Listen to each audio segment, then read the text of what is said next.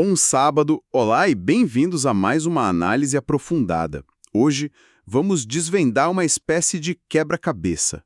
A nossa fonte nos apresenta um argumento que desmonta, peça por peça, a visão popular sobre como compartilhar a fé, para depois reconstruir tudo de uma forma bem inesperada. A gente está falando do livro Evangelismo Verdadeiro, de Louis Sperry Chafer, publicado originalmente lá em 1919, mas cujas ideias, continuam a gerar debate.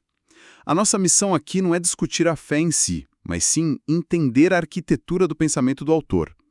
Ele basicamente traça uma linha, sabe? Separando o que ele chama de falsas forças, que vêm do esforço humano, e as verdadeiras forças que teriam uma origem divina. Exato. Então, vamos começar pelas peças que ele decide jogar fora. E ele já começa de um jeito bem contraintuitivo, né? Focando no que ele acredita ser o jeito errado de fazer as coisas. Isso mesmo. Ele critica o que considera um foco exagerado em 3 áreas: os métodos que se usam, os homens que executam e até a mensagem que é pregada. Mas a crítica dele aos métodos é realmente demolidora. É o ponto central, né? Com certeza. O alvo principal dele é a prática muito comum em certos círculos de pedir às pessoas que façam um ato público para serem salvas. Tipo levantar a mão, ir à frente. Exato. Coisas como levantar a mão, ir até a frente num evento, assinar um cartão.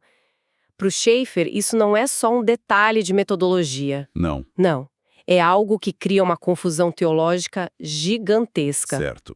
Mas por que essa confusão seria tão perigosa? Afinal, para muitos, esse é um gesto de compromisso, um passo de fé. Onde está o problema na visão dele? O que é fascinante na análise dele é que, ao fazer isso, você sutilmente muda a base da salvação. Deixa de ser um ato de pura fé naquilo que Cristo realizou e passa a ser, ainda que de forma inconsciente, uma recompensa por um ato de coragem da pessoa. O foco se desloca. Ah, entendi. A pessoa pode sair dali pensando, eu fui salvo porque tive a coragem de ir lá na frente. Entendi.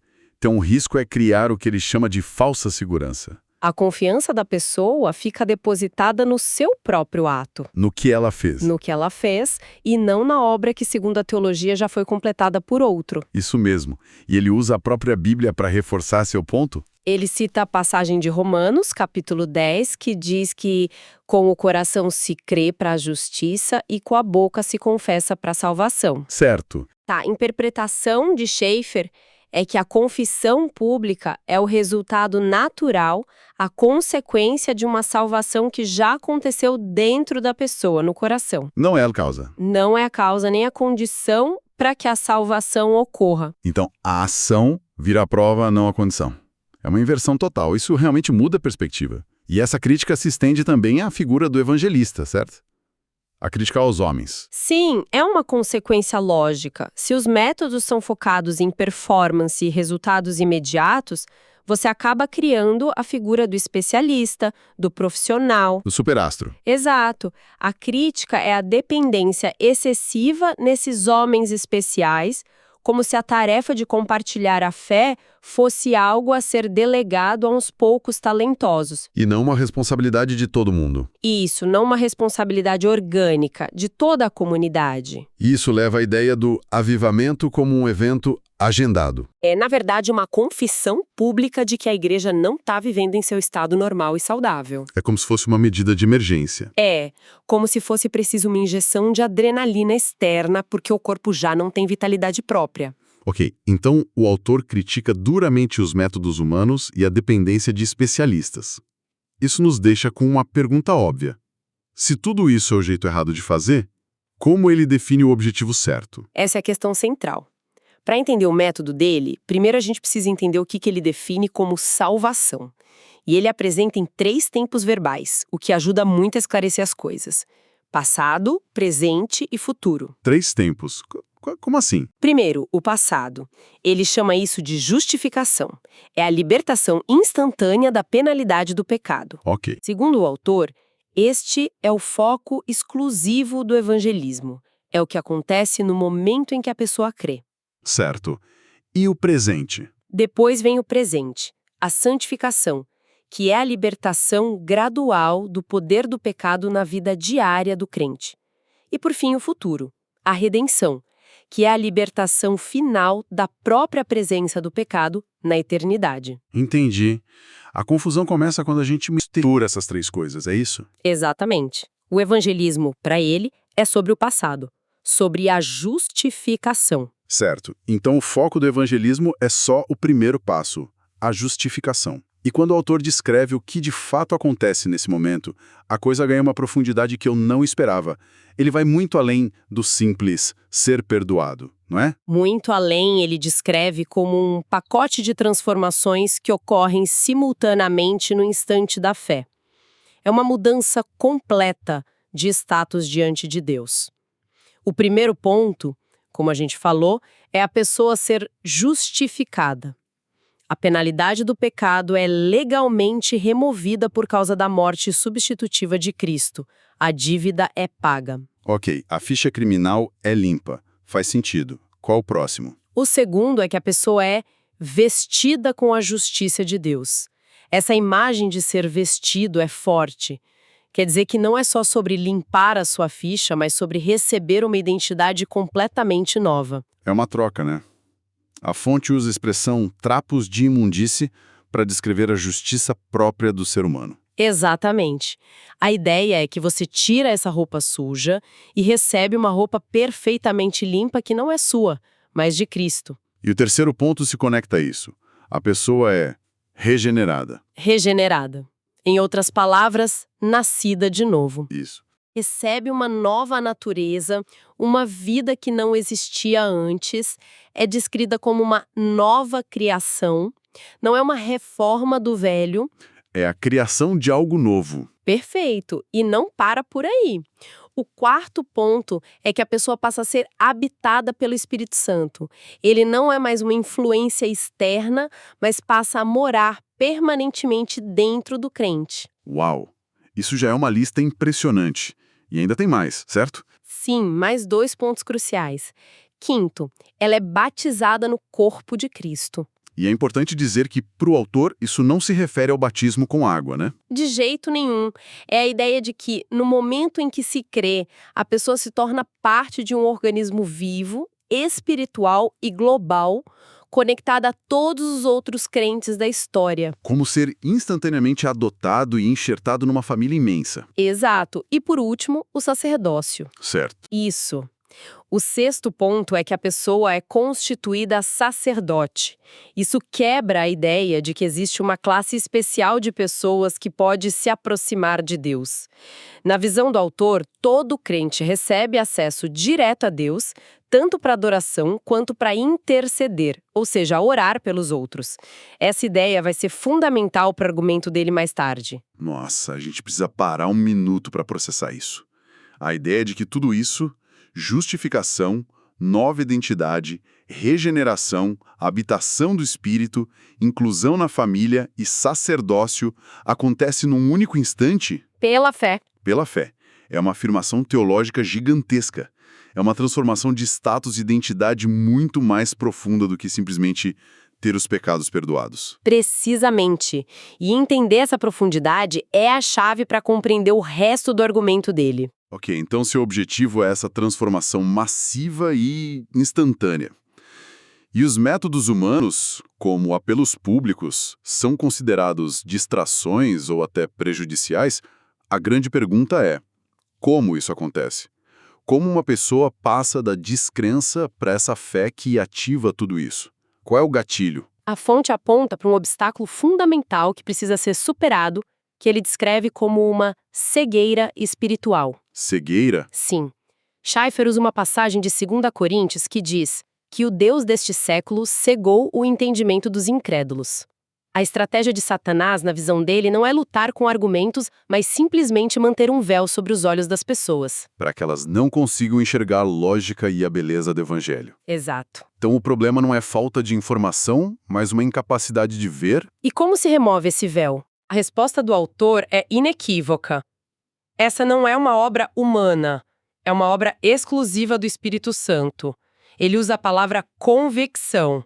E é interessante ele usar essa palavra porque, Para muitos, convicção soa como fazer alguém se sentir culpado, esmagado pelo peso dos seus erros. Sim, tem essa conotação. Mas parece que ele está usando o termo de uma forma diferente, mais como uma revelação. Exato. Não é apenas um sentimento.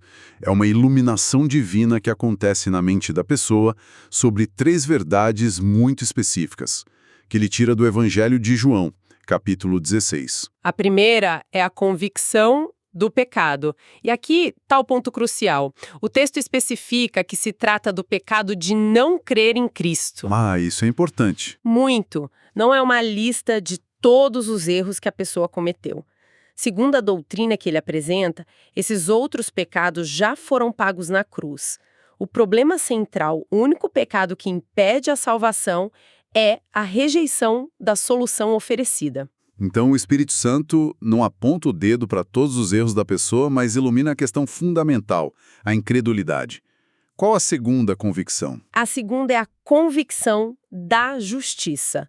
E, de novo, não é sobre a falta de justiça da pessoa, mas sobre a perfeita justiça de Cristo, que foi validada, segundo a Bíblia, por ele ter ressuscitado e subido ao Pai. É como se o Espírito Santo mostrasse que o padrão de perfeição exigido por Deus já foi cumprido por outra pessoa, e essa justiça está disponível. Perfeito. E a terceira? Do juízo. A terceira é a convicção do juízo. É a compreensão de que o juízo final sobre o pecado e sobre Satanás, a quem a Bíblia chama de o príncipe deste mundo, já aconteceu na cruz. Espera um pouco. Isso é uma virada de chave. Se o juízo já aconteceu na cruz, isso muda completamente a forma como se costuma falar sobre o medo do inferno ou do julgamento final como fator de motivação. Muda tudo. O autor está dizendo que a motivação não é o medo de um juízo futuro, mas a compreensão de um juízo que já foi executado no passado? É exatamente essa a implicação. A convicção que o Espírito Santo traria não é cuidado, você será julgado, mas veja, o julgamento já ocorreu, a sentença já foi cumprida por Cristo na cruz. Então a questão não é mais escapar de um juízo, Vindouro? mas aceitar o veredito favorável que já foi conquistado. Incrível.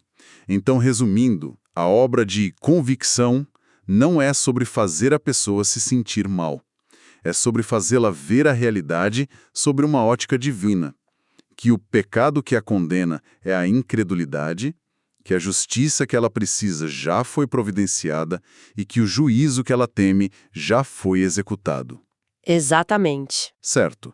Se a obra de convencer, de remover a cegueira, é inteiramente do Espírito Santo, qual é, então, o papel do ser humano nesse processo todo? A gente fica só assistindo de camarote? É aqui que o autor amarra todas as pontas do argumento dele. Lembra que um dos 6 pontos da salvação instantânea era que o crente é constituído sacerdote? Sim, claro. É aqui que essa função entra em jogo. Para Schaeffer, a principal tarefa humana designada por Deus no evangelismo é a oração intercessora, vendo a cegueira e iluminando a mente da outra pessoa para essas 3 verdades. Precisamente. Ele argumenta que a pregação da palavra é a espada do Espírito, é a ferramenta usada. Mas a oração é o que move a mão do Espírito para usar essa espada com eficácia. Entendi. Sem a oração, a palavra pode ser dita, mas vai cair em ouvidos que não ouvem e mentes que não entendem, por causa daquela cegueira espiritual. Entendo a lógica do autor sobre a oração ser a força principal, mas, sendo um pouco advogado do diabo aqui, isso não poderia levar a uma certa passividade na prática? Como assim? Onde alguém diz, eu já orei, meu trabalho está feito, em vez de também construir um relacionamento, oferecer ajuda prática ou até uma conversa com a pessoa? Essa é uma objeção importante. Mas, na visão de Schaeffer, não se trata de uma coisa ou outra. A oração não é um substituto para a ação. Mas o que a torna eficaz? Exatamente. Ele diria que a oração é o trabalho primário, o que acontece nos bastidores para que a peça no palco possa ter efeito. É o que prepara o terreno. E ele adiciona uma camada final e crucial a isso, que conecta tudo à vida pessoal do crente. E qual seria essa camada? Para que essa oração sacerdotal seja eficaz, o sacerdote precisa estar limpo. Limpo? O que isso significa em termos práticos? Significa que o pecado não confessado na vida do próprio crente age como um curto-circuito, um obstáculo direto à eficácia da sua oração. Ah, entendi. Ele usa a analogia do lavatório que existia no antigo tabernáculo. Antes de entrar na presença de Deus para ministrar, o sacerdote precisava parar e se lavar cerimonialmente. Certo. Da mesma forma, o crente, para exercer sua função de sacerdote intercessor, precisa primeiro se limpar através da confissão de seus próprios pecados a Deus. Sem essa pureza de comunhão, o canal da oração fica, na visão dele, obstruído. Então, recapitulando o argumento completo, a análise de Schaeffer propõe um deslocamento radical de foco.